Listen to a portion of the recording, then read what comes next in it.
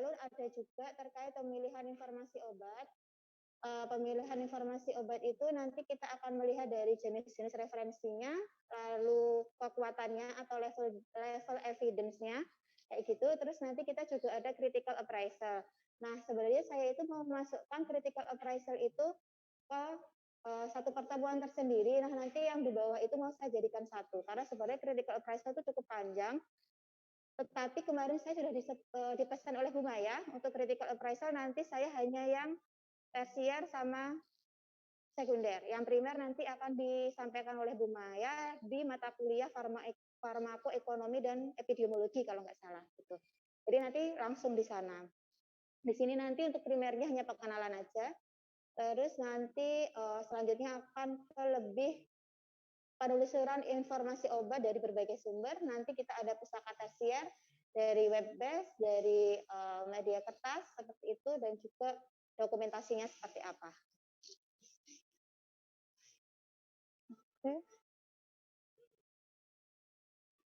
Oke, terkait PIO sendiri atau pelayanan informasi obat itu, kalau dulu itu istilahnya adalah drug information kayak gitu. Jadi sebenarnya hampir sama dengan istilah baru yang sekarang, yaitu medication information. Kalau di bahasa Indonesia kan sama-sama informasi obat, cuman nama istilahnya aja jadi berubah gitu kan.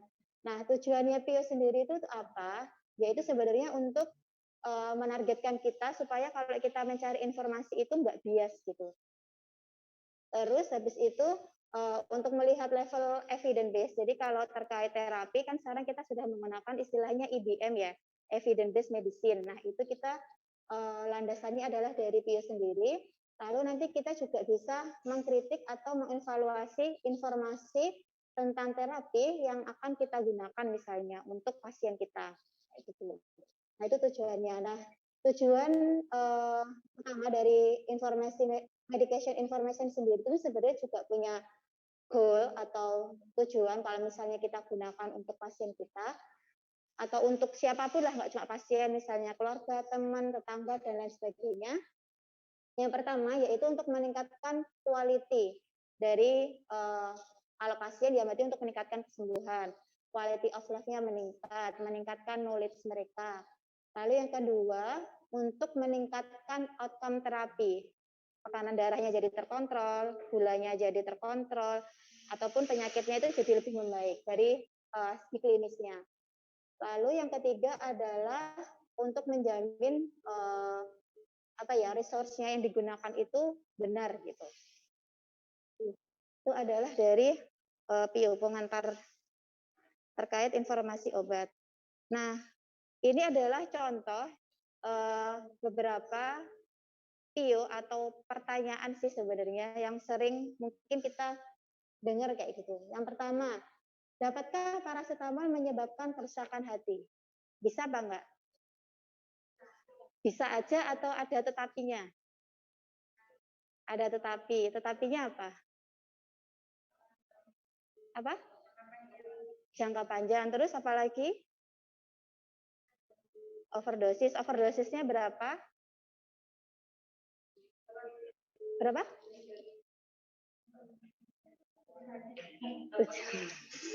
Nah, itu kan kita harus tahu juga.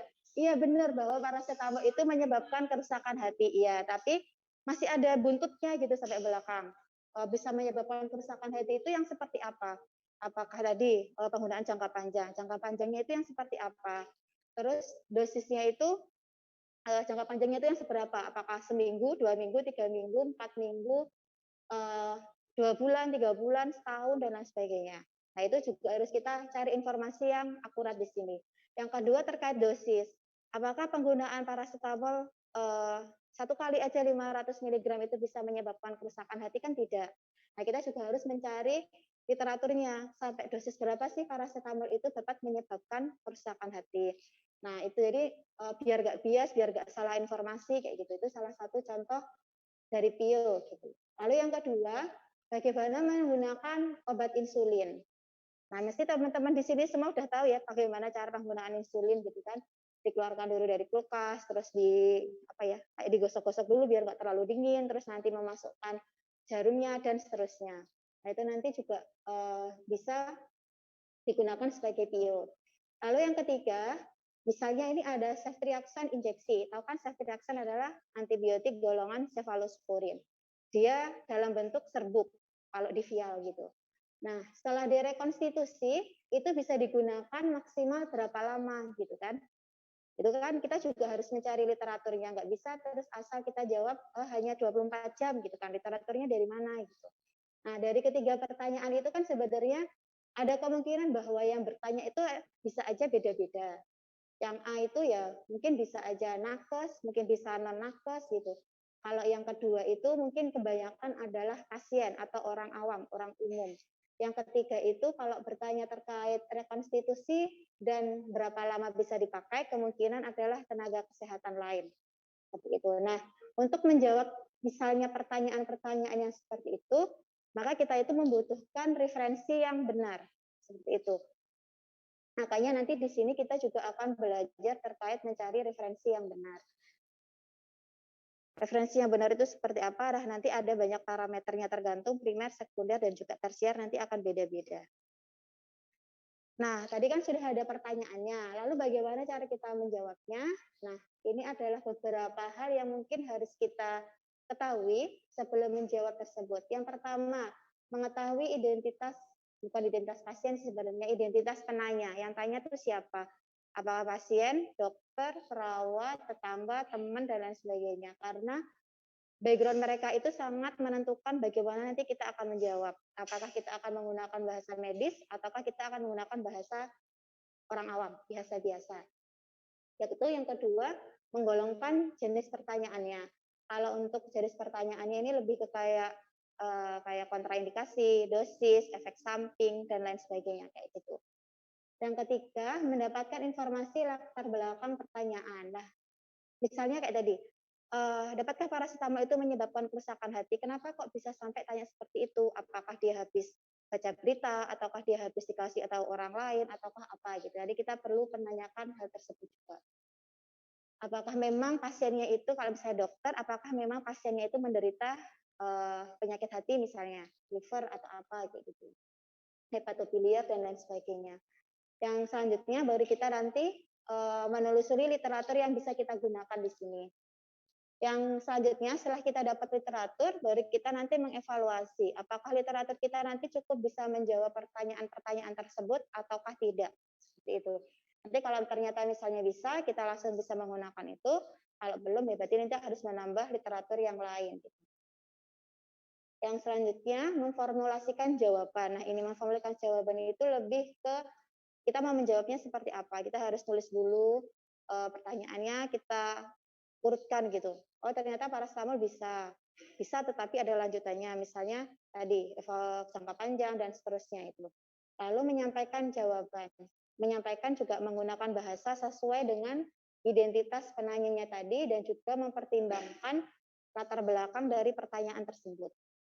Selanjutnya adalah menindaklanjuti. Nah, misalnya setelah kita jawab, ada lagi pertanyaan selanjutnya. Nah, nanti kita jawab lagi. Lalu yang terakhir yang tidak kalah penting yaitu apa? Mendokumentasikan. Gitu. Kalau misalnya nanti teman-teman semua di sini kerja di kerja di instansi rumah sakit terkait PIO dan juga kegiatan farmasi klinis lainnya itu harus didokumentasikan karena itu bisa untuk pengajuan remunerasi gitu. Jadi nanti PIO-nya itu ada targetnya dalam 1 bulan itu misalnya berapa puluh PIO gitu. Nah, nanti itu yang harus kita kumpulkan, yang harus kita masukkan ke dalam form gitu. Itu adalah dokumentasi. Mungkin kemarin Bu Maya sudah menyampaikan ya terkait form dokumentasi contohnya seperti apa kayak gitu. Nah, ini untuk tipe pertanyaan yang sering ditanyakan kalau misalnya terkait obat ya. Dosis yang pasti. Dosis dewasa, anak-anak, geriatri, kalau ada penyakit penyerta, misalnya ginjal, hepar, jantung, dan lain sebagainya, itu akan berbeda-beda. Yang kedua, terkait efek samping obat, gitu. Mungkin jawab kita kalau misalnya pasien gitu yang nanya bahasanya mungkin agak diperhalus supaya tidak menakut-nakuti mereka misalnya. Tapi kalau yang tanya nakes misalnya ya udah kita ngomong aja apa adanya gitu. Dan dengan data sekian ternyata obat ini menyebabkan hipersensitivitas dengan berapa persen kejadiannya, misalnya 20% kayak gitu. Kita bisa menyampaikan kayak gitu ke nakes. Tapi kalau ke pasien nanti menyebabkan alergi misalnya kayak apa itu. Kalau muncul nanti gimana kayak gitu. Itu sih kalau ke pasien lebih ke kayak gitu. Yang ketiga, obat alternatif. Kalau misalnya ternyata pasiennya tadi alergi dan tidak bisa ditoleransi, berarti kita bisa merekomendasikan untuk diganti penggunaan yang lain atau alternatif yang lain. Yang keempat terkait pemberian, sebelum makan, sudah makan, injeksinya subkutan, intravena atau dan lain sebagainya. Yang kelima, kehamilan atau menyusui. Jelas ya kalau di kehamilan atau menyusui pasti akan berbeda dengan orang biasa, gitu kan. Banyak obat yang tidak boleh digunakan oleh ibu hamil ataupun ibu menyusui. Yang keenam nih, yang mungkin lumayan cukup hits yaitu interaksi obat. Nah, terkait interaksi obat nanti juga biasanya dokter akan menanyakan, terutama kayak pasien yang obatnya itu banyak, ada 10 obat misalnya, tanya interaksi obat gitu. Nah, kita cek misalnya interaksi obat itu adalah mayor gitu. Nah, mayornya itu di segi apa? Kita juga bisa langsung mengatakan bahwa dok obat ini harus kita ganti dengan obat yang lain karena ada interaksi obat. Itu nggak bisa karena kita harus telusuri lebih lanjut kayak gitu. Yang ketujuh terkait indikasi, mungkin ada satu obat yang mempunyai indikasi lebih dari satu, yaitu misalnya seperti obat-obat off label, itu kan di luar indikasi yang tertulis di kemasan. Yang kedelapan, kompatibilitas, misalnya kalau dicampur, apakah nanti membentuk gumpalan ataukah tidak, terus masih bisa diberikan secara intravena ataukah tidak, gitu. Stabilitas, kayak tadi, kalau misalnya setelah direkonstitusi, nanti bertahannya berapa lama, teratogenitas atau terkait kecacatan juga, itu misalnya kepada kehamilan, kontraindikasi, harga pun juga bisa termasuk ke dalam PIO. Tadi PIO itu informasi obat terkait obat apapun, termasuk harga, stok itu juga PIO. Kalau di rumah sakit misalnya puskesmas kayak gitu.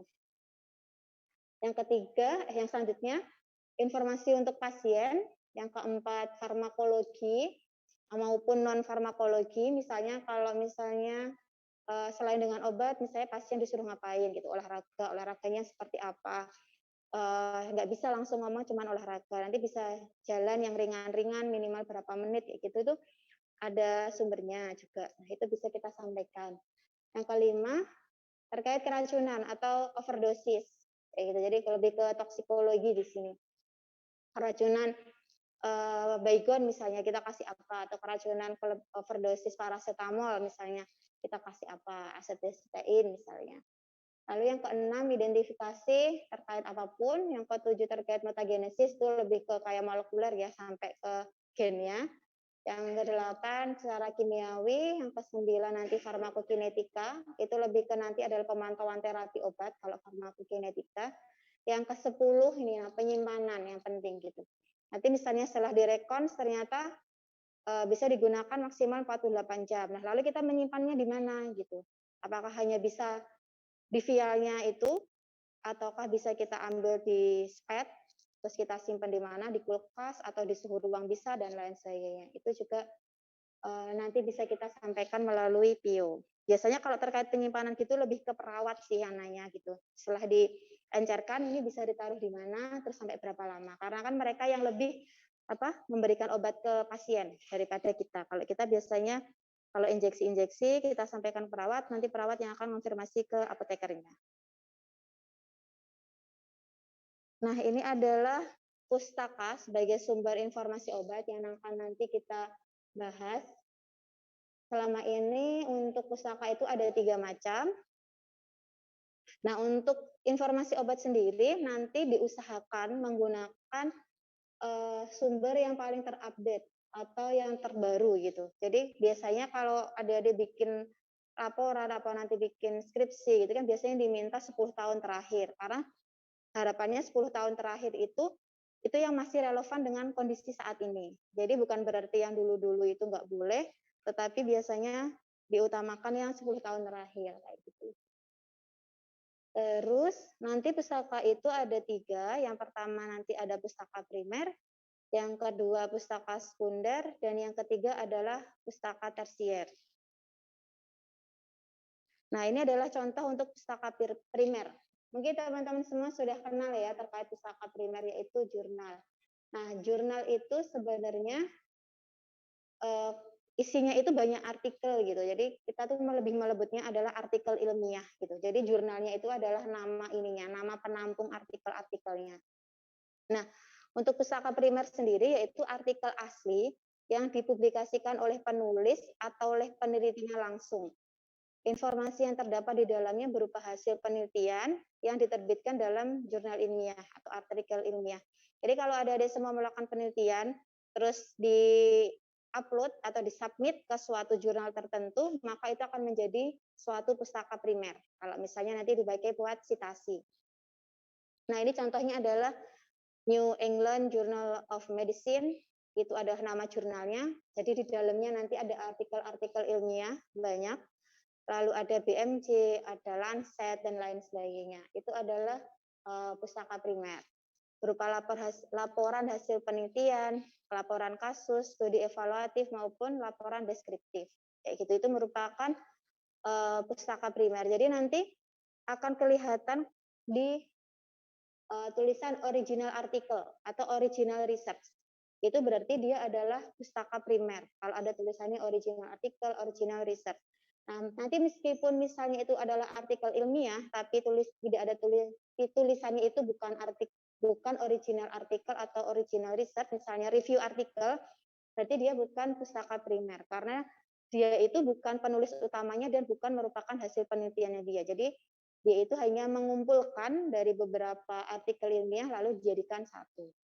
Nah, itu bukan merupakan pustaka primer. Nanti pustaka primer itu contohnya itu. Ada tulisannya original artikel. Nah, untuk terkait pustaka primer ini yang mungkin memang harus kita telaah, harus kita kritisi secara mendalam gitu kan. Karena banyak faktornya di dalamnya itu. Misalnya seperti clopidogrel dengan aspirin untuk acute minor stroke gitu kan, pada TIA gitu kan.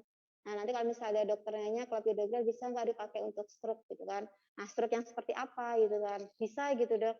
Nah, bisanya itu mungkin di jurnal ini menggunakan untuk TIA. Nah, dokternya itu mungkin kasusnya stroke-nya beda. Nah, bisa nggak gitu, misalnya terus dosisnya nanti dan lain sebagainya kayak gitu. Jadi di jurnal di artikelnya itu yang akan kita sesuaikan dengan kondisi pasien kita.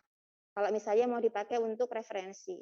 Nah, itu nanti ada penilaiannya. Oke. Nah, ini adalah pustaka sekunder. Termasuk tadi ya, kalau misalnya ada penulis yang mengumpulkan beberapa artikel original, lalu dia sintesis, mungkin pernah mendengar namanya systematic review. Nah, itu adalah kumpulan dari beberapa jurnal, kan biasanya dia ada berapa, 10, 20, 30, dan seterusnya.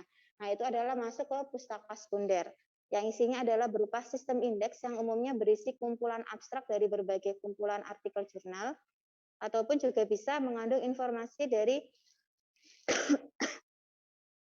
berbagai sumber informasi primer yang telah dimodifikasi, disari, dan juga diringkas di situ.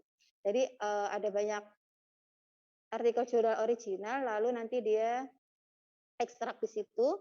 Nah, nanti kesimpulannya apa dari misalnya 10 jurnal artikel itu. Lalu sumber informasi sekunder itu juga sangat membantu dalam proses pencarian informasi primer.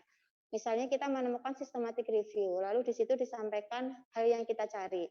Lalu dia itu mensitasinya itu dari mana gitu. Kita bisa telusuri di bawah, di bagian reference. Nah, kita buka artikel aslinya.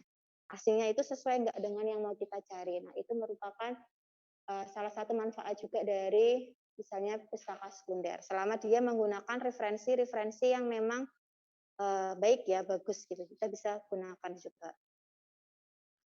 Nah, contohnya itu ada Medline, PubMed, itu banyak sekali, dia berisi abstrak-abstrak gitu, tapi juga biasanya ada link untuk full ininya, full teksnya itu juga ada di sebelah kanan, tergantung berbayar atau tidak di situ. Kalau tidak berbayar bisa kita akses, tapi kalau berbayar biasanya tergantung institusinya. Kalau misalnya UNS langganan ke misalnya itu Elsevier ya yang menyediakan untuk full text-nya, berarti kita bisa akses. Tapi kalau enggak, ada kemungkinan kita nggak bisa akses kayak gitu.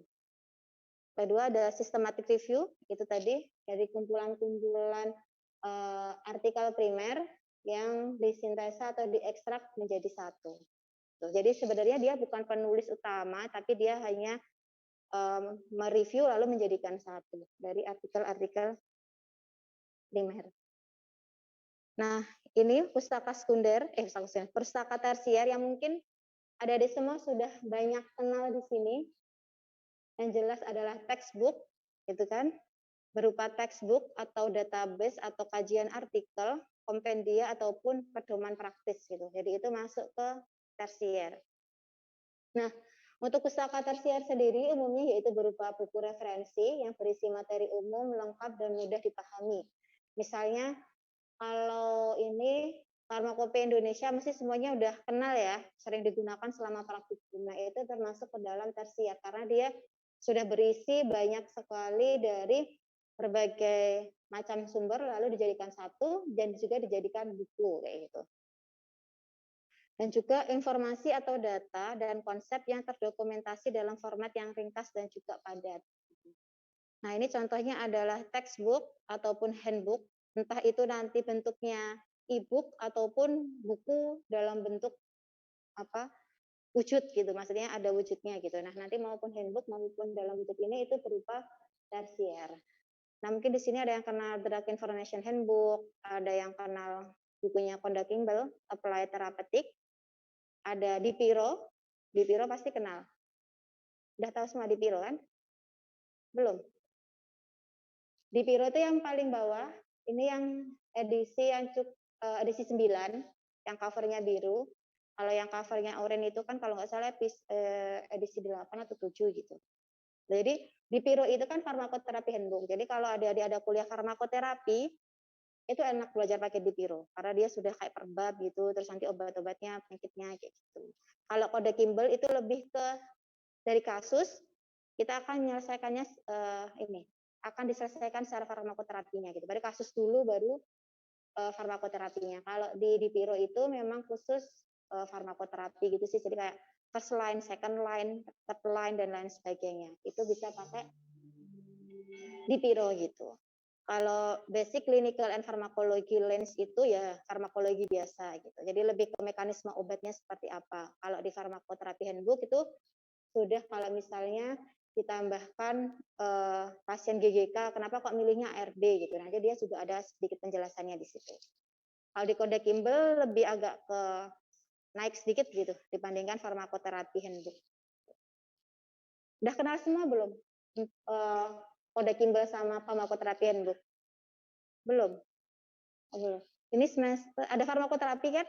Kuliah. Nah, itu bisa dipakai buat referensi juga. Bagus sih bukunya. Ini bahasa Inggris. Tapi bagus, meskipun bahasa Inggris, kalau farmakoterapi handbook sama kode Kimball itu mudah dipahamin gitu. Jadi kalau di kode Kimball itu kadang dia juga ada alternatif terapi lain, atau misalnya dia ada komplikasi lain itu terapinya apa itu ada gitu. Enak sih. Cuman itu masih edisi agak baru, belum sih saya belum update. Nah, ini terkait penelusuran informasi dan juga pencariannya itu lebih enak kalau kita itu dari umum ke khusus. Umum itu berarti dari tersier, tadi dari buku-buku textbook tadi. Kalau misalnya kita kurang, baru kita ke secondary, naik lebih ke spesifik. Kalau misalnya dari textbook kita sudah menemukan terkait hipertensi, darah tinggi. Di Dipiro ada gitu kan. Tapi ternyata pasien kita tuh ada komplikasinya yang lain gitu. Ternyata yang di Dipiro itu belum dijelaskan. Nah, kita naik ke secondary. Secondary ternyata kita nemunya itu adalah systematic review secara keseluruhan. Nah, belum puas juga gitu jawabannya. Terus kita naik lagi ke primary. Dari tersier tadi kan ada link referensinya, dia ngambilnya dari mana. Nah, itu kita buka link aslinya.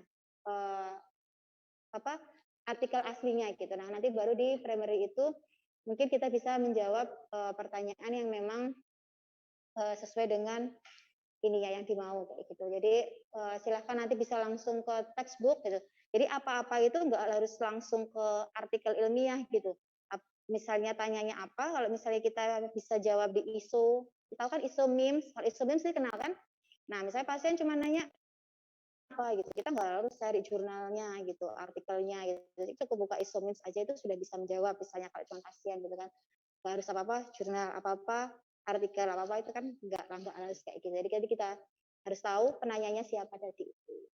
Nah, baru nanti kalau misalnya yang tanya dokter, nah baru naik level. Nggak cuma textbook kurang nih.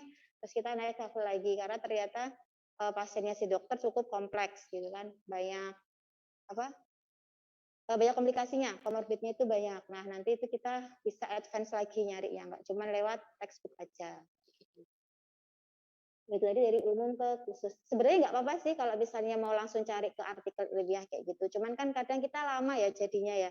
Kalau hanya kayak cuma nyari efek samping gitu kan. Nah, ada di sini punya Medscape.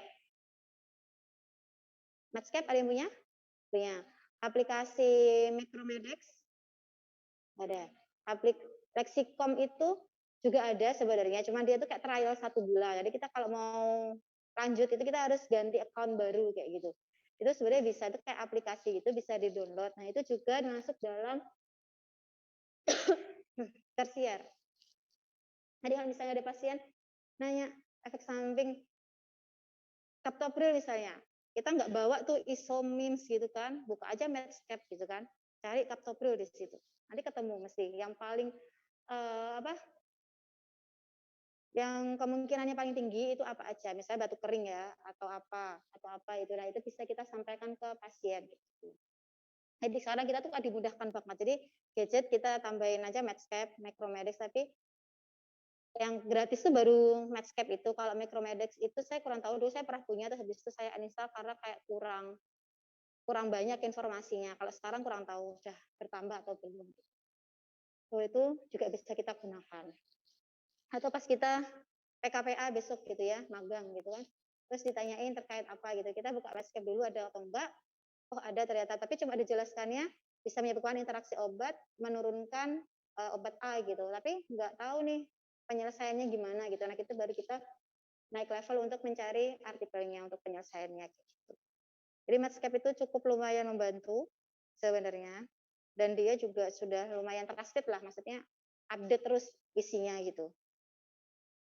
Kalau yang belum punya bisa nanti untuk di-download gitu kalau penasaran. Dan dia juga ada webnya kok. Jadi nggak cuma aplikasi, tapi kita bisa juga buka via web. Tapi kita harus registrasi dulu, harus online. Tapi kalau aplikasi kita nggak perlu online bisa. Tapi kalau mau update isinya harus di-online kan. Karena setiap berapa lama sekali dia update database. Jadi database-nya tambahin terus kayak gitu. Jadi lama-lama tuh berat juga.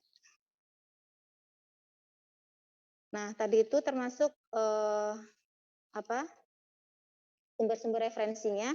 Sampai sini ada yang mau ditanyakan terlebih dahulu?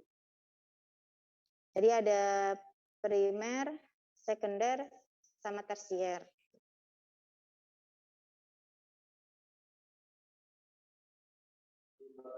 Ya.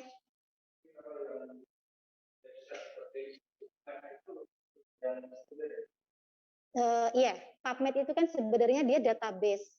Nah, di dalam database itu dia ada artikel-artikelnya. Nah, kalau kita mengambil artikel di situ, artikelnya itu original artikel, ada tulisannya gitu. Nah, artikelnya itu akan menjadi, tapi kalau PubMed-nya itu adalah sumber database-nya gitu. Jadi kita ngambil database-nya dari PubMed gitu. Tapi kalau artikel yang kita download bisa full text gratis tanpa hack gitu misalnya, itu akan menjadi sumber primer. Sering kan nge-hack gitu. Jadi saya dulu juga sering kok. Karena ada beberapa itu yang memang institusi itu tidak langganan gitu. Karena langganan kan juga lumayan lumayan mahal kan. Jadi kadang dulu butuh banget yang ini gitu. Jadi harus di-hack dulu gitu. Tapi untuk memilih itu juga kita harus hati-hati sih. Maksudnya sesuai enggak gitu. Begitu Mas mungkin? Oke. Jadi kalau PubMed itu ada database-nya sekunder yang isinya adalah berbagai macam artikel, tapi artikelnya itu bisa sumber sekunder maupun sumber primer karena tergantung original artikel ataukah systematic review. Ada juga nanti adalah meta analysis di atasnya systematic review. Itu nanti ada setelah ini. Mungkin ada yang lainnya, ada yang mau ditanyakan?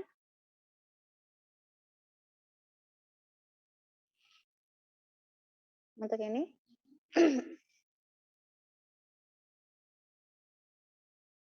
Saya bikin materi itu baru 2,5 pertemuan. Jadi mungkin nanti sampai setengahnya lagi next pertemuan. Selanjutnya terkait evaluasi sumber informasi. Nah, tadi kan kita sudah tahu ya terkait sumber primer, sekunder, dan tersier. Nah, itu kan yang harus kita nilai, harus kita kritisi, harus kita evaluasi apakah sumber tersebut bisa kita gunakan untuk menjawab pertanyaan atau untuk menjawab kasus atau untuk menjawab apapun yang sesuai dengan kasusnya kita kayak gitu. Nah, ini tadi kelihatan nggak ya piramidnya? Nggak kelihatan, nggak terlalu ya. Oke, jadi yang paling bawah itu, nah ini adalah untuk evaluasi pustaka primer ya, yang paling utama itu yang agak susah, agak sulit gitu, agak panjang gitu kan. Nah untuk pustaka primer sendiri, bagian bahan dan metode itu adalah hal yang sangat penting di sini. Jadi kan kalau kita bikin proposal atau kita mau skripsi itu kan ada bab metode penelitian kan di situ. Nah metode penelitiannya itu studi desainnya, ini nomor 3 nih, studi desainnya itu nanti yang memang harus benar-benar kita pahami di situ. Studi desainnya itu apa? Karena itu yang akan menentukan level evidence base yang akan kita gunakan. Nah, sampelnya itu berapa gitu? Jangan-jangan di artikel yang sudah kita download sampelnya cuma 2 atau 3 gitu kan. Terus ternyata dia hanya case report gitu kan. Hanya kasus-kasus tertentu gitu. Nah, itu bisa nggak kita gunakan kayak gitu. Nah, kita butuh yang namanya yaitu critical appraisal di sini yang saya sampaikan tadi di awal. Nah, untuk critical appraisal sendiri banyak tools-nya. Kita nanti akan menggunakan tools semacam alatnya gitu namanya tools. Nanti macam-macam sih nanti akan saya berikan contohnya itu satu, tapi nanti kalau misalnya pas kerja atau apa gitu menggunakan tools yang lain monggo, karena sebenarnya toolsnya itu sangat banyak dari yang sangat simpel sampai yang sangat rinci, jelimet gitu juga ada. Nah, untuk level evidence sendiri yang paling bawah itu adalah studi laboratori sama hewan uji.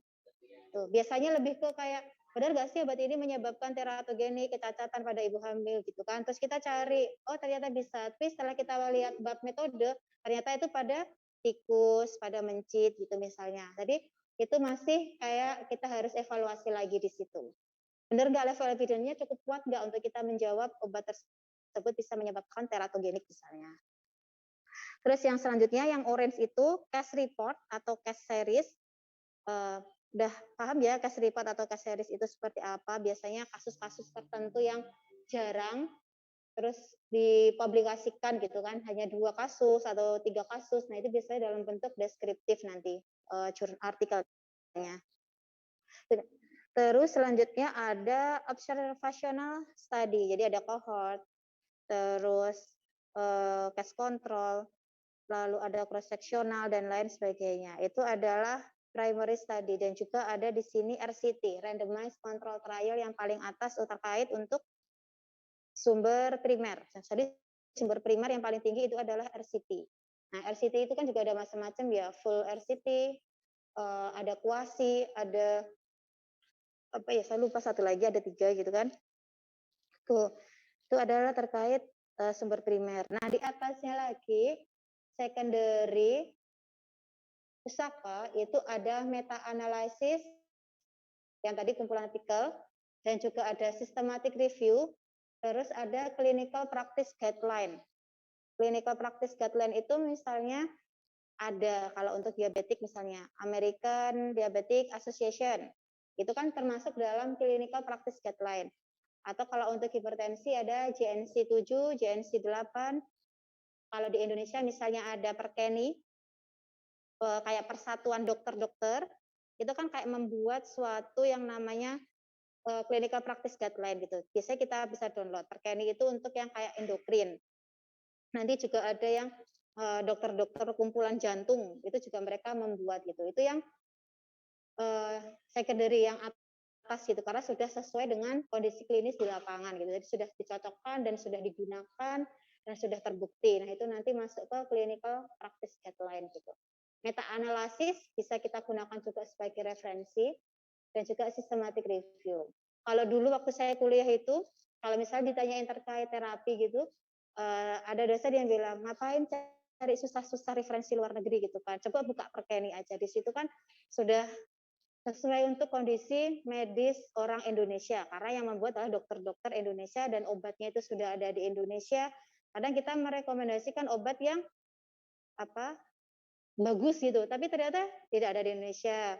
Lebih parahnya mungkin tidak tercover oleh BPJS gitu juga kan. Makanya itu kan jadi kendala juga. Nah, kalau di clinical practice guideline sesuai negaranya masing-masing, itu biasanya sudah disesuaikan di negara tersebut ada enggak obatnya, terus di cover enggak gitu. Udah dipraktekkan di situ. Nah, itu. Itu terkait clinical practice guideline.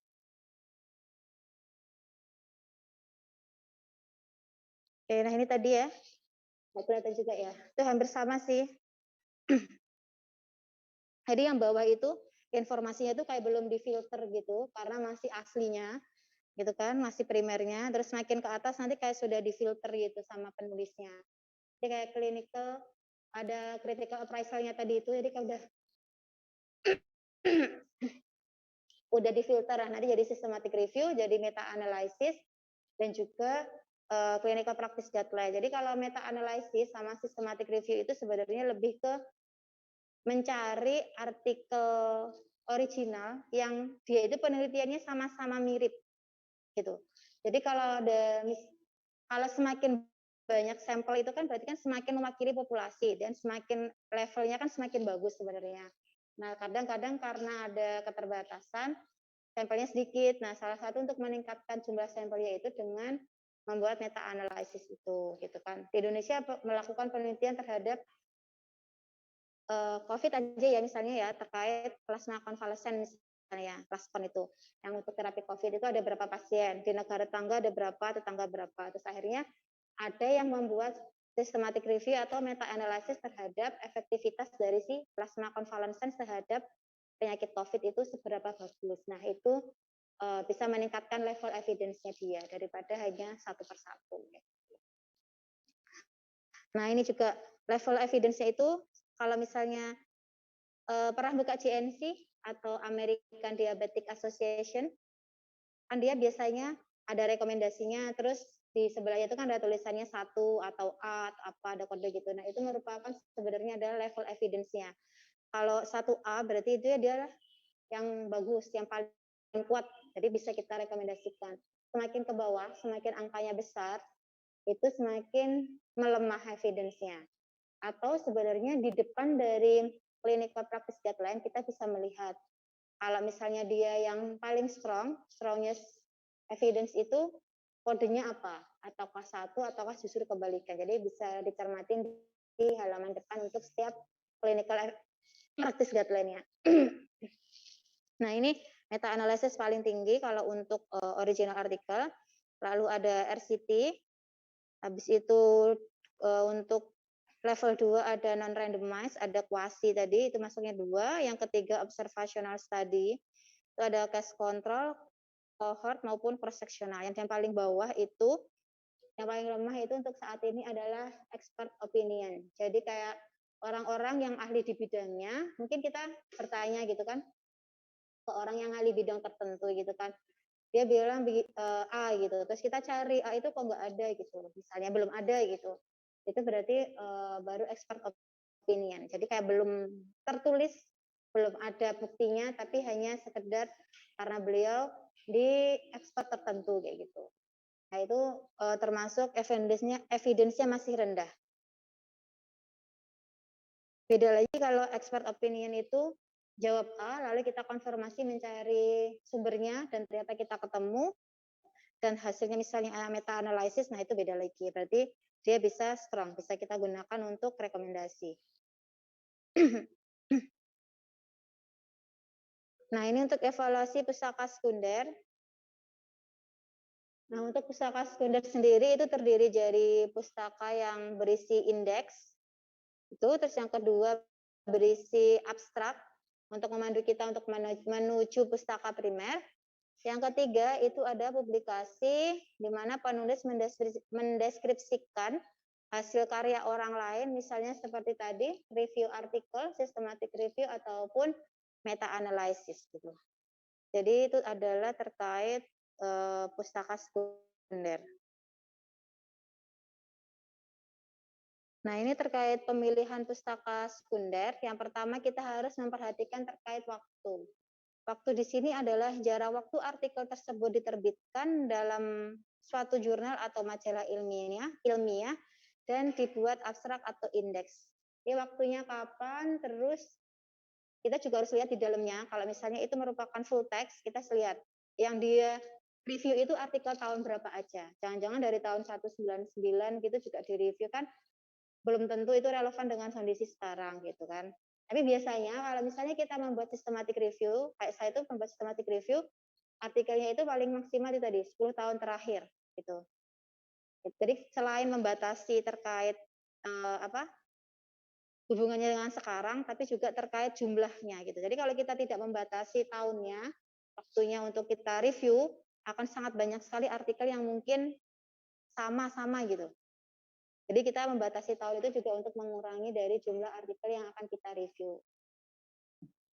Yang kedua, yaitu terkait jurnal pustaka. Nah, tadi jurnal pustaka ilmiah yang mendukung tiap pustaka sekunder merupakan pertimbangan lain dalam pemilihan pustaka tersebut. Nah, tadi itu. Jadi kita lihat tahun berapa dia mengambil artikel-artikel tersebut terbarukah ataukah dari lama-lama juga dimasukkan gitu kan, itu jadi juga bahan evaluasi kalau kita memilih pustaka sekunder. Meskipun artikel tersebut misalnya baru terpublish baru gitu ya 2022, tapi yang dia review ternyata artikelnya di bawah tahun 2010 gitu kan. Nah itu juga agak ini mungkin sedikit untuk dievaluasi dulu sebelum kita gunakan. Yang ketiga ada selektivitas indeks ataupun abstrak gitu kan. Nah ini tergantung dari sistemnya sih, dia mau cetak ataukah computerized ataukah website ya gitu kan, itu juga harus kita pertimbangkan. Kalau misalnya dalam bentuk cetak, biasanya kalau cetak itu kan mungkin karena mengeluarkan biaya, jadi cetak itu kan nggak terbatas gitu. Beda kalau misalnya computerized gitu kan, web gitu. Kalau web kan update-nya lebih cepat, jadi lebih terupdate gitu kalau web itu biasanya dibandingkan yang buku gitu kan. Farmakope itu kan juga update-nya kan lama. Farmakope 4 sampai Farmakope 5 kan cukup lama kan update-nya gitu. Nah, biasanya kalau buku tuh agak kekurangannya kayak gitu kalau dicetak kayak gitu. Itu terkait pemilihan pustaka sekunder. Nah, ini evaluasi pustaka tersier itu. Kalau pustaka tersier kan tadi termasuknya textbook, handbook, buku-buku semuanya gitu kan. Itu masuk ke tersier. Nah, hal-hal apa saja yang harus kita perhatikan dan pertimbangkan dalam memilih sumber pustaka tersier? Yang pertama yang jelas harus kita ketahui yaitu penulisnya atau paling enggak editornya. Kalau misalnya itu merupakan misalnya terjemahan atau bukan penulis aslinya gitu kan. Di sini paling enggak dia harus mempunyai keahlian dan kualifikasi menulis tentang suatu judul atau bab tertentu dari suatu buku itu. Misalnya teman-teman tadi mau beli buku farmakologi, tetapi kok yang menulis misalnya orang biologi bisa, tapi tidak terlalu ini juga ya. Misalnya ya agak jelek misalnya orang hukum gitu kan nggak mungkin nulis buku farmakologi gitu kan. Jadi kita harus pertanyakan juga di situ. Farmakologi itu paling nggak minimal ya farmasi bisa, kedokteran juga bisa kayak gitu. Apalagi terkait patofisiologi. Patofisiologi itu lebih ahlinya adalah di bidang kedokteran. Jadi kalau mau beli buku patofisiologi, cek dulu penulisnya siapa, adakah gelar dokternya di situ. Kalau tidak ada gelar dokternya ya berarti dipertanyakan di situ kan. Bagaimana dia menulis terkait patofisiologi kalau beliau bukanlah seorang dokter. Dokter atau MD. MD itu medical doctor. Itu merupakan gelar mungkin yang bisa kita lihat dari kalau misalnya kita mau beli buku. Tuh, terus yang kedua, tanggal publish dan edisi. Itu juga harus diperhatikan. Silahkan nanti bisa memilih edisi yang terupdate atau yang terbaru gitu kan. Kayak di Piro itu banyak sekali edisinya, meskipun sebenarnya kurang lebih isinya itu sama-sama, tapi paling ada update yang terbaru lah di situ gitu. Atau ada yang ditambahkan juga. E-book sekarang banyak kok, Dek. Bisa kita akses gratis sebenarnya. Kalau kita mau cari itu. Yang ketiga terkait penerbit gitu kan, penerbit kalau buku kesehatan kan apa ya namanya saya lupa, kalau buku kesehatan tuh yang buku kedokteran itu logonya ada ularnya itu. Ada yang ingat gak penerbit buku kedokteran itu? Apa? Apa deh? EGC. Oh, apa ya itu ya? Itu biasanya dia ada logo itunya loh. Ada logo kayak ular sama itunya itu karena itu biasanya penerbit yang sudah bereputasi tinggi untuk buku-buku kedokteran atau buku-buku kesehatan itu sebenarnya. Tapi ada juga penerbit yang lain. Tapi kalau misalnya untuk dokteran, kesehatan itu gitu udah cukup reputasinya tinggi gitu. Dan kualitasnya bagus juga, tapi juga mahal gitu. Terus yang keempat yaitu daftar pustaka atau referensi yang penulis itu gunakan untuk menulis dari buku-buku tersebut itu sesuai atau tidak gitu kan. Nah, kita juga harus ngecek di situ.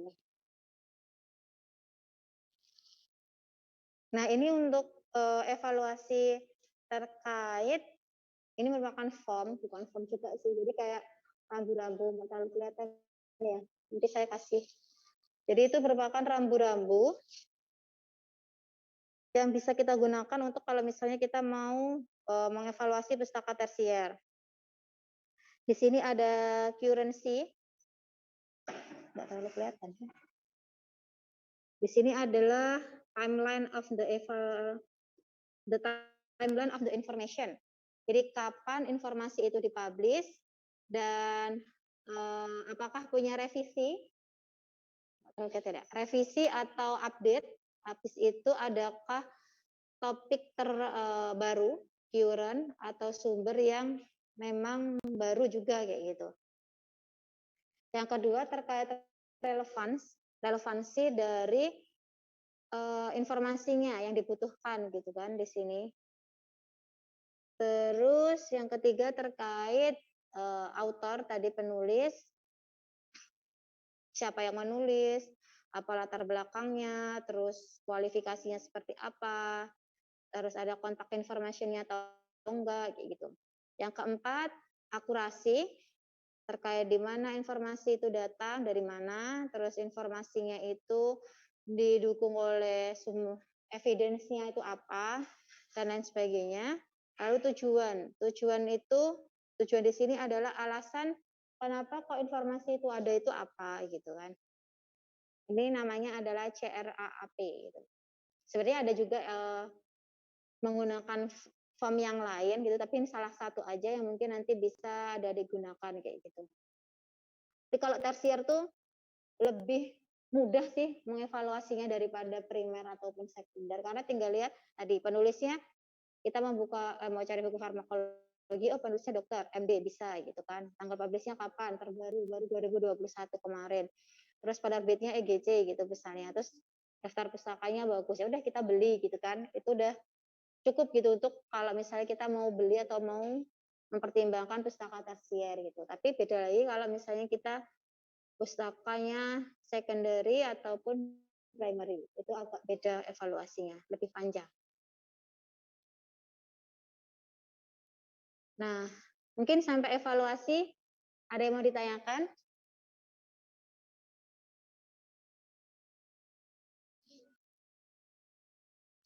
Belum? Oke, kalau belum, nah selanjutnya terkait short term atau misalnya kalau kita mau mencari tadi artikel jurnal, artikel ilmiah gitu. Bagaimana cara kita mencarinya?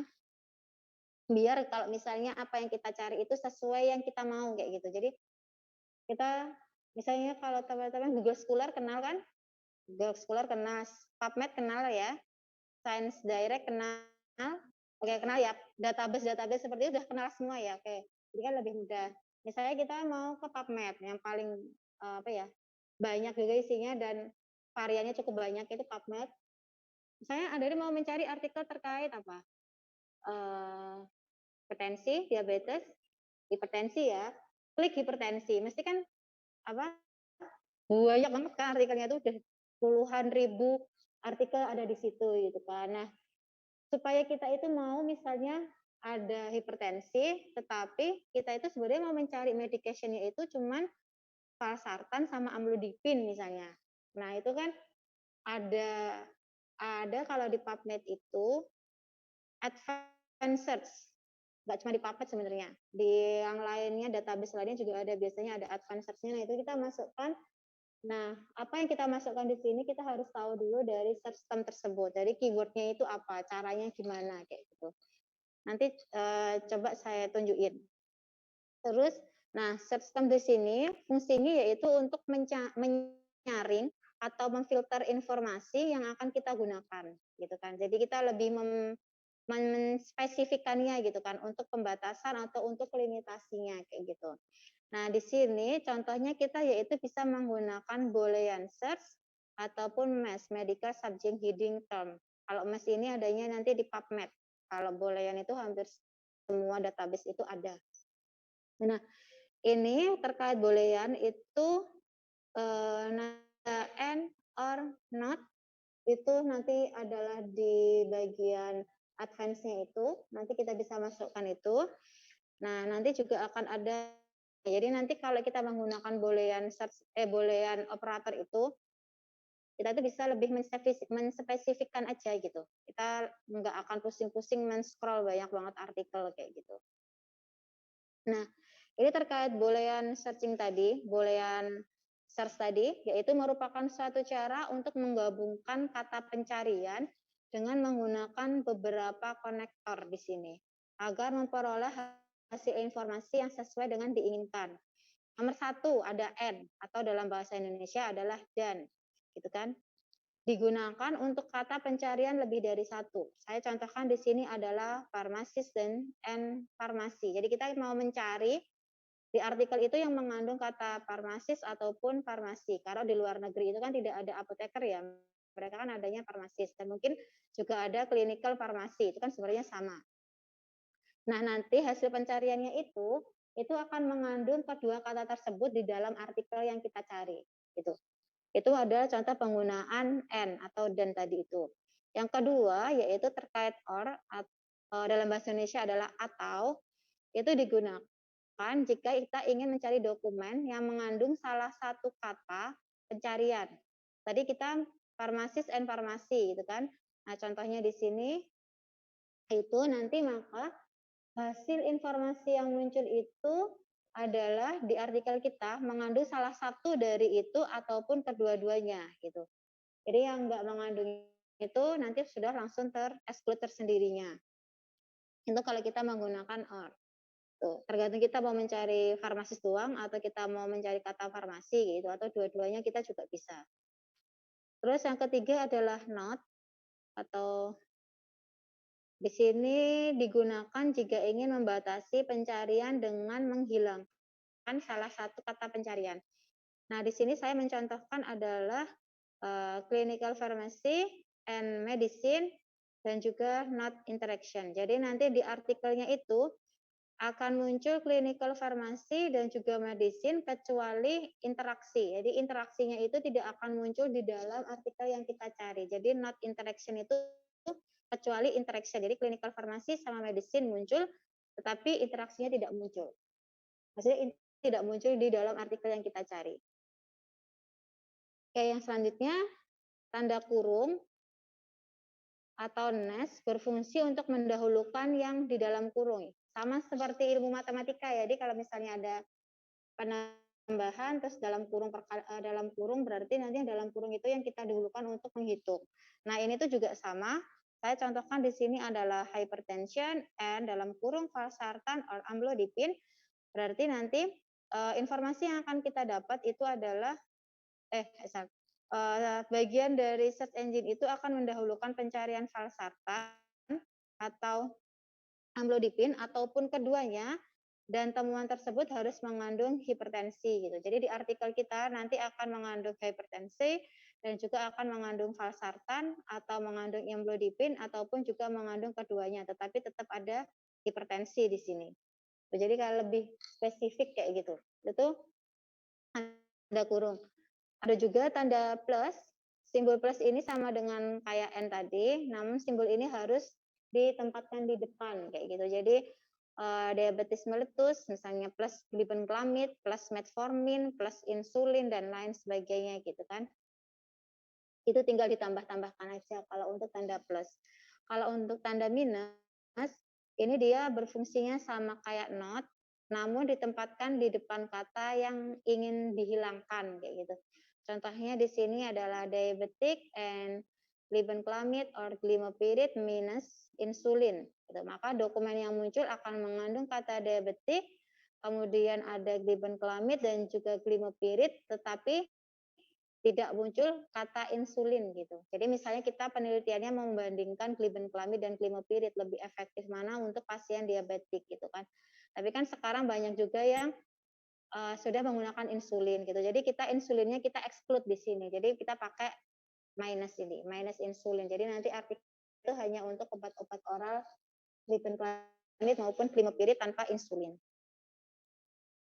Oke. Oke, ada yang mau ditanyakan dulu? Bentar ya.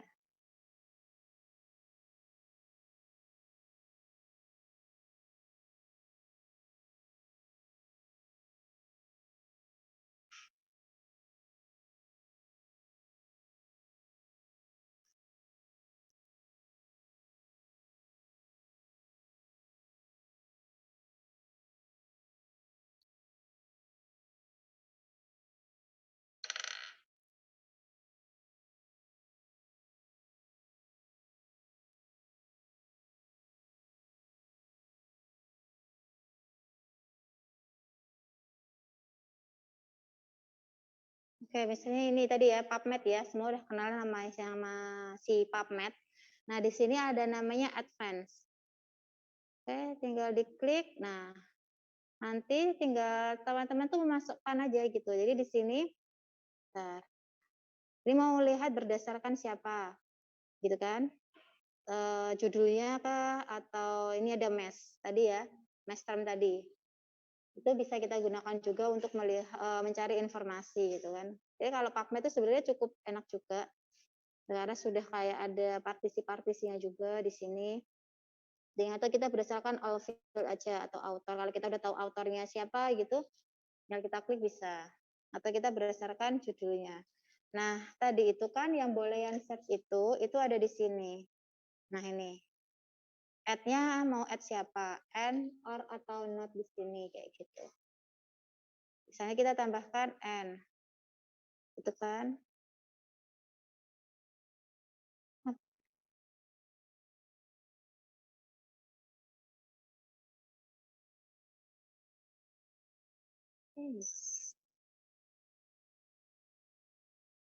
Nah, ini udah masuk di bagian ini. Terus kita N kan.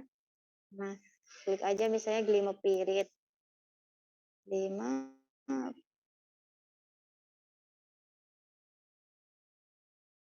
kan jadinya diabetic and glimepiride ya di situ ya.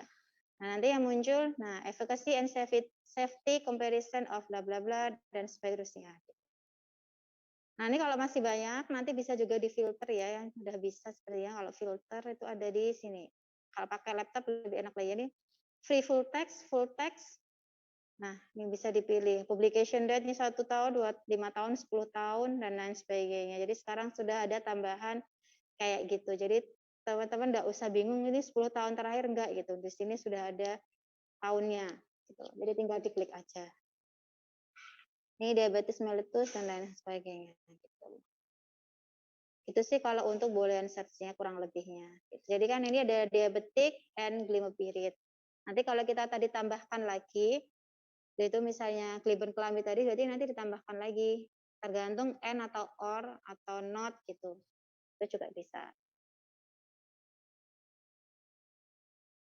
Tuh. Oke. Ada yang mau ditanyakan? Jadi nanti kalau misalnya mau bikin skripsi, terus mau mencari jurnal, bingung gitu kan, terlalu banyak, nah silahkan untuk dispesifikkan itu tadi bisa.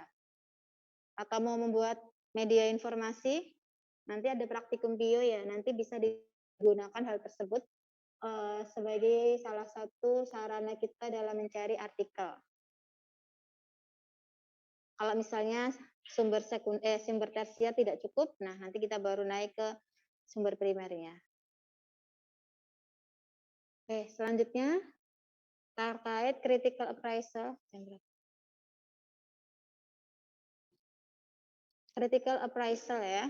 yaitu adalah suatu kegiatan telaah kritis atau critical appraisal, cara atau metode untuk mengkritisi secara ilmiah dari penulisan ilmiah atau dari artikel ilmiah. Gitu. Nah, untuk critical appraisal sendiri dari beberapa sumber pustaka tadi yang tiganya itu caranya beda-beda semua dan toolsnya beda-beda. Bahkan dari setiap observational study kan ada 3 ya, ada case control, cohort, cross-sectional. Itu pun toolsnya nanti beda-beda gitu. Tidak sama. Yang kedua, dia adalah telaah kritis yang digunakan untuk menilai validitas atau kebenaran dan kegunaan dari suatu artikel atau jurnal ilmiah gitu. Jadi kita setelah mengkritisi itu valid enggak sih artikel ini untuk kita gunakan dalam membuat atau menjawab dari berbagai kasus yang kita hadapi kayak gitu. Yang ketiga, untuk menentukan validitas diperlukan beberapa pertanyaan dan dijawab oleh pembaca artikel ataupun jurnal. Jadi di tools itu kita sudah ada beberapa pertanyaan item sesuai dengan research desainnya masing-masing, di mana di situ kita harus menjawab pertanyaan tersebut. Di mana pertanyaan tersebut bisa kita jawab jika kita sudah membaca artikelnya. Jadi pertanyaan tersebut itu berkaitan langsung dengan artikelnya sendiri. Yang keempat, pemecahan masalah klinik dan keputusan klinik tergantung pada penelitian klinik yang oleh seorang klinisi diperlukan telaah kritis terhadap hasil-hasil penelitian klinis. Jadi kalau kita mau menjawab, ya kita harus telaah dulu. Benar nggak bisa kita pakai nggak ini untuk medication terapi pasien kita misalnya, atau untuk media informasi kita gitu. Akan bias nggak gitu kan. Apalagi kalau misalnya kita membuat media informasi, ABCD, terus kita juga harus mempertimbangkan tuh media informasi kita nantinya akan bias nggak dengan tenaga kesehatan yang lain kayak gitu. Jadi takutnya nanti juga mereka akan menilai media informasi yang akan kita gunakan juga. Nah, ini terkait critical appraisal yang primer. Di sini saya hanya akan lebih ke pengenalan saja. Nah, untuk primer ini lebih ke original artikel. Jadi nanti kalau misalnya critical appraisal primer, hati-hati harus diperhatikan di artikelnya itu harus ada tulisan original artikel atau original research di situ. Nah, untuk critical appraisal primer, nanti dia akan tergantung pada jenis studi yang digunakan. Di sini ada RCT, randomized control trial, ada observational, yaitu ada cohort, case control, cross-sectional, ataupun deskriptif. Nanti akan berbeda yang akan digunakan. Gitu. Nah, silahkan adik-adik bisa membuka web ini, www.sign.sc.uk. Di situ akan ada contoh untuk critical appraisal primer. Gitu. Jadi kemarin Bu Maya pesan ke saya untuk contohnya kita menggunakan sign saja. Mungkin kalau menurut saya ini termasuk yang simpel sih dibandingkan yang lain memang kayak gitu. Terus coba ya saya buka.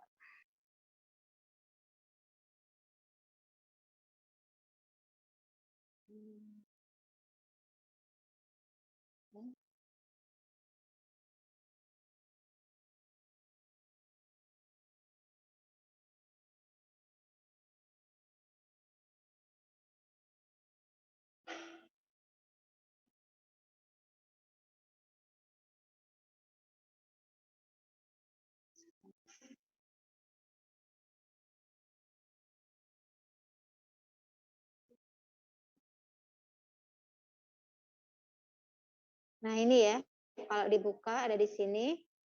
Nanti kalau misalnya mau mencari toolsnya, silahkan diklik what we do, lalu metodologi. Nah di sini ada checklist. Nah checklistnya di sini ada banyak. Kalau misalnya teman-teman mau menilai suatu sistem, itu bisa di-download. Checklistnya itu bisa di-download. Silahkan nanti bisa di-download. Nah, untuk metode yang pertama yaitu terkait desain penelitian systematic review dan meta analysis. Yang kedua itu terkait randomized control trial. Yang ketiga yaitu terkait cohort study ada, case control juga ada, diagnosis study ada, economic study juga ada gitu kan. Coba ya.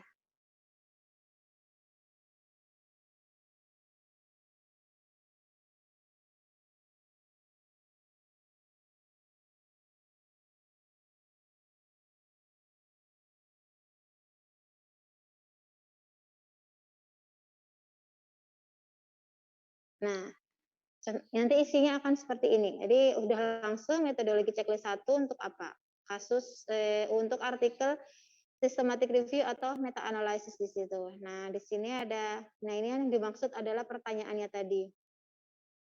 Jadi di sini ada beberapa pertanyaan untuk terkait validity, internal validity sudah tercantum di situ, yang nanti akan digunakan di sini. Nah, ini contohnya adalah the research question is clearly defined and the inclusion or exclusion criteria must be listed in the paper. Jadi, kalau misalnya adik-adik nanti menemukan artikel systematic review atau meta analysis, silahkan yang pertama diperhatikan adalah dari research question-nya, tertera tidak atau di situ dia sebenarnya ingin ngapain gitu membuat membuat systematic review atau meta analysis tersebut. Nah, yang kedua, inklusi dan juga eksklusi kriteria untuk meta analysis. Ini tadi meta analysis ya sama systematic review. Kalau misalnya meta analysis kan lebih di atas systematic review, ya itu harus dicantumkan inklusinya gitu kan. Di sini must be. Jadi bukan should be, tapi udah dipatok must be list. Jadi harus ada di situ. Jadi nanti kalau misalnya ini terpenuhi, silahkan dicentang yes kayak gitu. Nah, yang kedua, comprehensive literature must be carried out. Nah, nanti tinggal tergantung apa ya, ada kayak gitu di situ gitu kan. Pernah jelas biasanya kalau meta analysis, saya ada pernah melihat meta analysis kan? Belum. Pernah? Belum ya? Saya itu ada contohnya cuman bentar nanti coba saya lihat dulu. Itu ada. Jadi dia itu beda memang sama penelitian original research kayak gitu.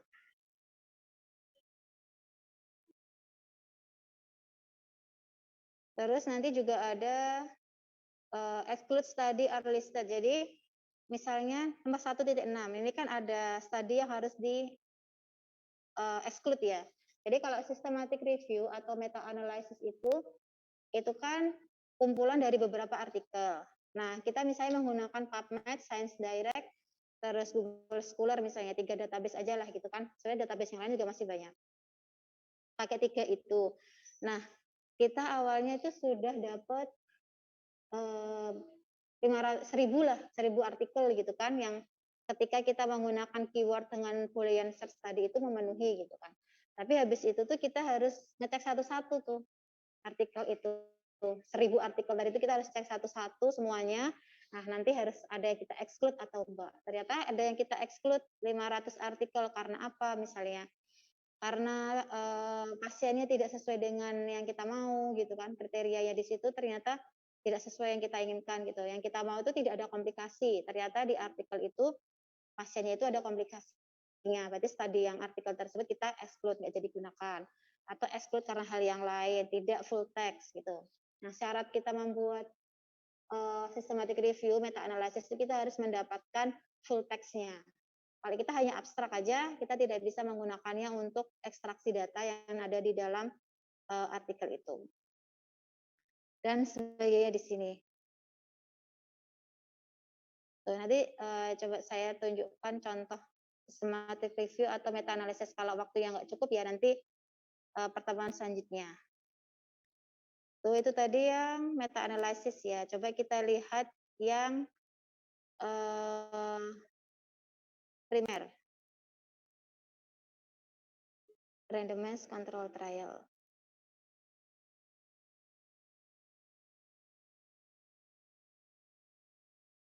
Nah, di sini sudah langsung tertulis control trial. Nah, dari pertanyaannya kan sudah jelas ya, beda banget kan sama yang tadi gitu kan. Di sini ada the study addresses and appropriate and clearly focused question. Jadi studinya itu jalannya lurus nggak sama dari pertanyaannya atau dia awalnya ingin meneliti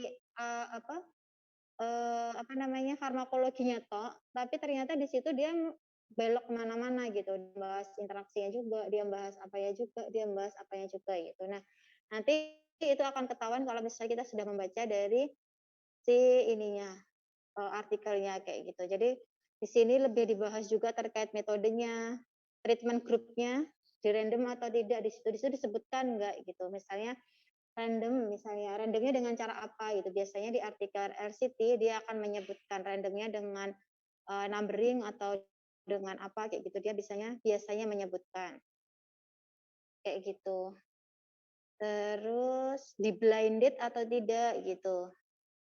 Kalau RCT kan ada kontrol, ada pasien, ada dokter gitu kan. Jadi nanti di blind nggak yang satu blind atau double blind atau malahan triple blind gitu. Jadi dokternya nggak tahu kalau pasien itu ada pasien penelitian, perawatnya juga nggak tahu, apotekernya juga nggak tahu. Jadi yang tahu cuman penelitinya tahu. Atau nanti apotekernya tahu, sama penelitinya tahu, atau penelitinya yang tahu sama dokternya yang tahu. Jadi itu nanti blindnya blind berapa gitu. Itu juga dijelaskan di artikelnya kalau untuk yang control trial. Ini terus the treatment and control group similar from the start of trial atau enggak. Jadi kan untuk yang treatment sama kontrol itu kan biasanya kita harus sama ya, misalnya sama usianya sama-sama menderita hipertensi, tapi yang satunya dikasih placebo, yang satunya dikasih terapi. Kalau treatment sama kontrol kan gitu kan. Sama nah itu sama nggak di situ? Biasanya dia juga akan menjelaskan. Kalau misalnya nggak dijelaskan ya berarti can say. Jadi kita tidak bisa menjawabnya karena di situ emang nggak tertulis sama atau enggak. Terus nanti juga ada kalau misalnya tengah-tengah harus ada yang di-exclude gitu. Di-exclude-nya itu kenapa? Kayak gitu. Itu juga ada di situ biasanya. Terus baik, lumayan sih banyak kalau ini yang untuk yang control trial. Tuh. Ini untuk yang RCT. Kalau skripsi kebanyakan biasanya lebih ke cohort ya, sama cross-sectional biasanya. Kalau randomize agak ini. Ini yang cohort, yang biasanya bisa kita lakukan.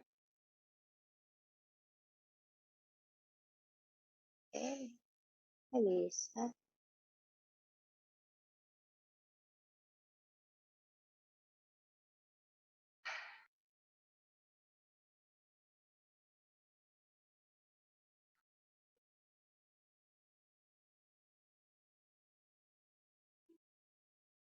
Oh.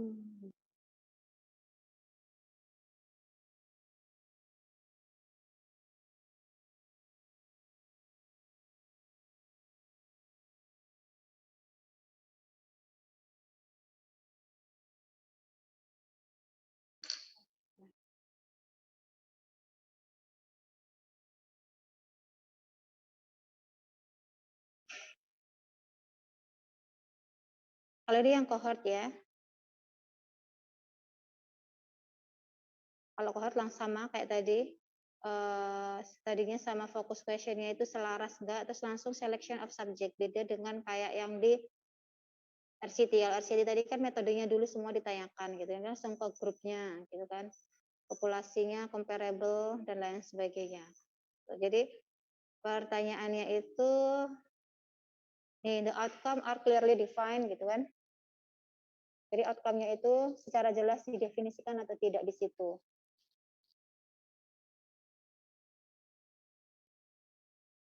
Tuh.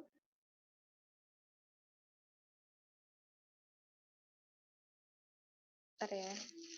Coba tak carikan contoh meta analysis.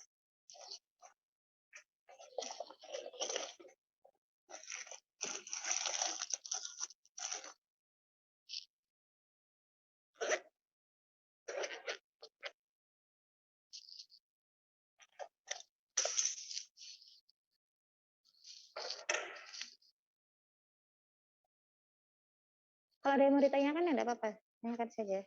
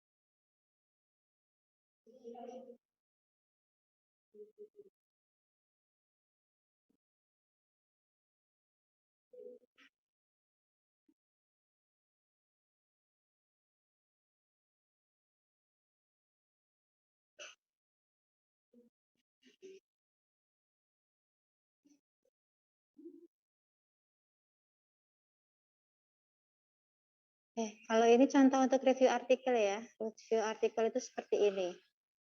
Jadi ada tulisannya review artikel atau kita sebut juga dengan systematic review. Systematic review and meta analysis 2018. Nanti ekstraksi datanya tuh ini. Nah, ini yang tadi itu ya, yang saya ceritakan tadi. Kalau misalnya kita mengambil database berapa, kalau di sini ada PubMed, Cochrane, Google Scholar, Embassy, Psycho, dan lain sebagainya. Dia menemukan 123 awalnya. Terus 5 artikel duplicate, lalu di-exclude, terusnya di-exclude, dan lain sebagainya. Lalu akhirnya yang untuk di systematic review atau di meta analysis itu hanya ada 9. Nah, nanti kalau di meta analysis ada kayak gini nih. Ada data yang data angka-angka. Kalau systematic review toh tidak ada meta analisisnya, dia tidak akan ada data-data seperti ini. Kalau meta analisis itu kan harus bukan menstatistik sih, jadi lebih ke kayak mengini datanya ulang, jadi kayak mengolah, gitu. Mengolah data dari hasil penelitian orang itu untuk dituangkan dengan data-data yang lain. Tuh, jadi kalau systematic review meta analysis itu kayak gini. Nah, ini dia ada 9 artikel ilmiah yang akhirnya di artikel ini dia review gitu. Jadi nanti ada data ekstraksi namanya itu kayak gini. Nah, nanti nih kita harus melihat di review artikel itu artikel tahun berapa aja yang dia review gitu. Dia kan dari tahun 2013 paling lama ya, paling mudanya tahun 2017. Berarti masih 10 tahun terakhir lah ya mepet gitu kan, nggak apa-apa, masih bisa kita gunakan misalnya gitu kan. Terus dia sampel size-nya di sini bisa kelihatan juga. Nah, terus misalnya kita butuhnya punyanya si artikel Desi et al. Paling nomor 9 gitu kan. Terus kita bisa tuh buka original artikelnya itu dia citasinya nomor 32. Jadi angka ini tuh angka nomor citasi ya dia. Nomor 32. Nah, 32 ini. Nanti kita ini bisa kita buka untuk menuju ke sumber primer seperti yang tadi itu dari tersier, sekunder, terus primer gitu. Itu adalah maksudnya dari memudahkan kita dalam mencari primer dari pustaka sekunder tuh kayak gitu. Nah, ini kalau misalnya apa?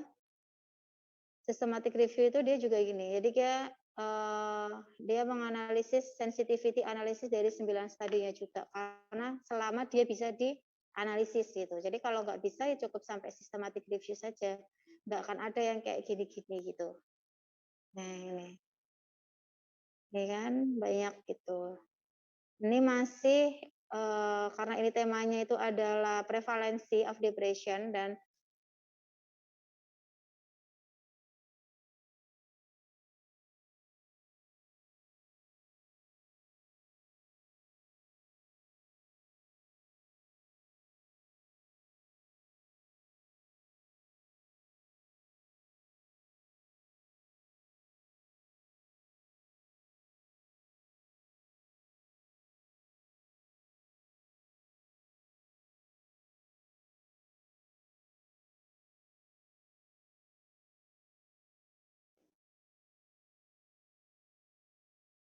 gitu. Tuh.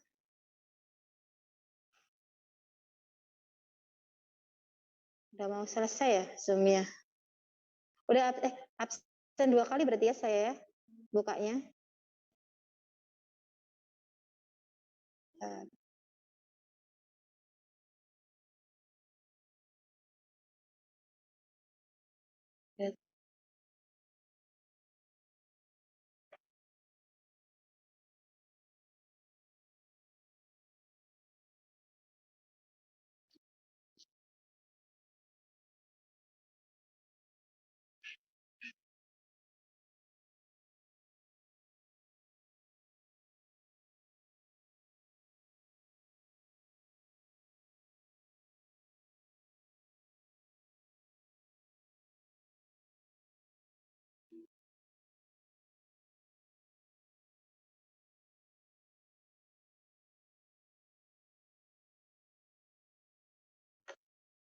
Nah, tadi sampai sini ya.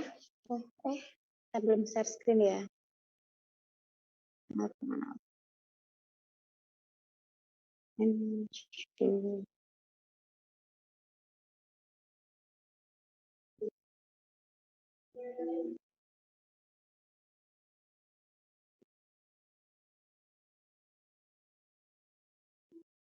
Tadi sampai sini, sampai yang ke primer ya. Tapi nanti untuk praktek penilaiannya tadi itu, bagian mana yang harus dicentang dan lain sebagainya, nanti akan disampaikan oleh Bu Maya di kuliah farmakoekonomi bagi yang ikut, karena itu kan mata kuliah pilihan.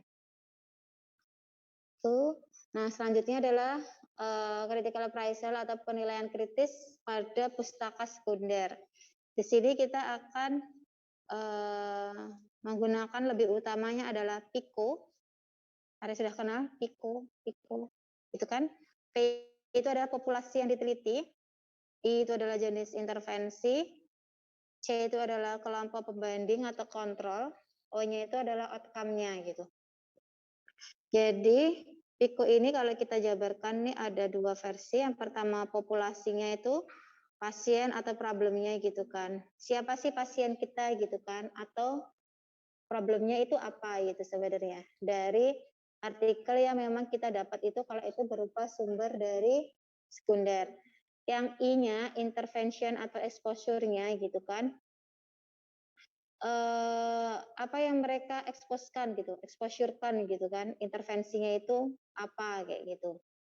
Terus C itu adalah comparison, jadi ada kelompok kontrol, ada kelompok intervensi gitu.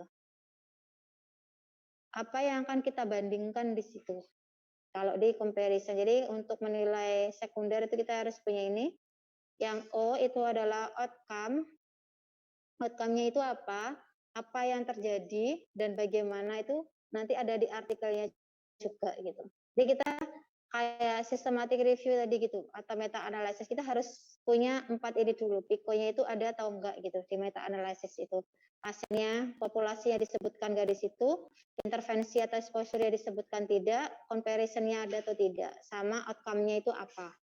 Kalau hipertensi jelas outcome-nya berarti tekanan darah misalnya. Kalau diabetik outcome-nya berarti kalau enggak glycemic control-nya gula darah puasa, gula darah sewaktu, atau HbA1c. Tapi kalau biasanya penelitian di luar negeri itu kebanyakan biasanya menggunakan HbA1c. Misalnya seperti itu, dan juga penelitian-penelitian yang lain kayak gitu. Ini tadi juga populasi, pasien, problemnya itu apa, intervensi, comparison, sama outcome, kurang lebih sama. Outcome-nya di sini juga ada, misalnya morbidity, kematian, atau munculnya komplikasi, itu juga masuk ke dalam outcome di sini. Terus comparison-nya tadi nggak cuma kelompok kontrol, juga intervensi, tapi di sini juga ada placebo, obat yang lain, atau adanya tambahan surgery, kayak gitu juga bisa. Tergantung yang kita mau lihat itu artikel yang seperti apa. Terus intervensinya itu dari treat, dari pengobatannya, diagnosis, sama hasil observasinya itu kayak gimana. Itu adalah sekunder. Terus yang selanjutnya tadi yang tersier, itu sama sih yang di depan tadi, yaitu nanti contohnya di sini adalah buku, monografi. Bukunya itu termasuk buku cetak maupun non-cetak ya di sini. Jadi nanti ada autorsnya, ada editornya siapa, autornya siapa, editornya siapa, kita paling nggak harus tahu di situ, publishernya, tanggal publishnya siapa. Terus kalau misalnya dia organisasi, kayak kalau apoteker kan ada IAI ya, IAI kan suka nggak suka sih mengeluarkan, kadang itu mengeluarkan buku. Kalau dulu tuh isofarmakoterapi, kalau ada yang tahu, warna bukunya merah sama biru. Itu yang mengeluarkan adalah dari organisasi IAI. Itu juga kita bisa gunakan meskipun mungkin di situ penulisnya atau autorsnya sangat banyak gitu. Jadi kalau dari organisasi, selama organisasinya itu apa ya, kredibel atau apa ya, dari trusted gitulah, atau dari kedokteran, ID, IAI gitu bisa kita gunakan. Terus yang keenam, signifikan atau fundamental information, itu kan informasinya itu ya yang memang signifikan untuk dan bagus atau enggak kayak gitu. Jadi sesuai enggak gitu sama misalnya sama penulisnya, sama editornya kayak gitu. Terus juga outline dari setiap chapter. Kadang kan buku itu ada yang dia itu per bab ya, per chapternya itu ada dikasih outline, isinya apa saja, ada juga yang enggak gitu. Tetapi mungkin kalau misalnya kita mau beli buku kayak di toko buku gitu kan sekarang banyak yang segelan gitu ya. Kadang agak susah juga untuk kalau misalnya tidak ada yang dibuka. Jadi untuk outline setiap chapter mungkin belum tentu semua buku bisa kita lihat kayak gitu. Terus 8 terkait bahasa kayak gitu. Kita mau beli buku dalam bahasa apa misalnya? Bahasa Indonesia, bahasa Inggris. Kalau e-book kebanyakan bahasa Inggris. Tuh. Terus yang ke-9 structure dan systematic flow-nya. Oke. Itu untuk materi hari ini. Sebenarnya masih saya mau langsung tambahin terkait yang ini tadi, cuman ini next pertemuan aja. Maksudnya ini tuh nanti saya contohkan artikelnya, nanti bisa kita lihat population-nya itu ditaruh di mana, intervention-nya itu taruh di mana, comparison-nya itu dalam artikel systematic review itu di mana. Kalau yang ini kan nanti akan disampaikan oleh Bu Maya. Terus kemarin kalau saya langsung ke ini, kalau ini jelas ya, kalau untuk buku mungkin saya tidak akan terlalu mengulas terlalu banyak, karena mungkin kalau buku sudah jelas, biasanya ya kalau udah lihat bentuknya, kita langsung buka, ada nama ininya gitu. Jadi kalau buku tidak yang terlalu ini. Paling ini sih nanti. Gitu. Oke, mungkin ada yang mau ditanyakan dulu, disampaikan.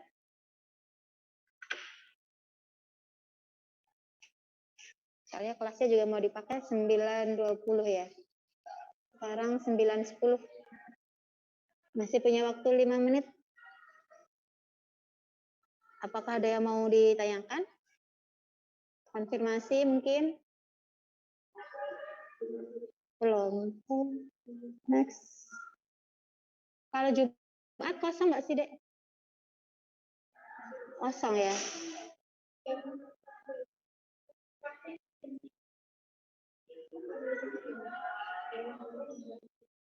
Kalau enggak nanti Jumat mungkin ya. Tapi kalau misalnya nggak ada kelas, kelasnya penuh semua, ya udah kita daring aja nggak apa-apa gitu kan.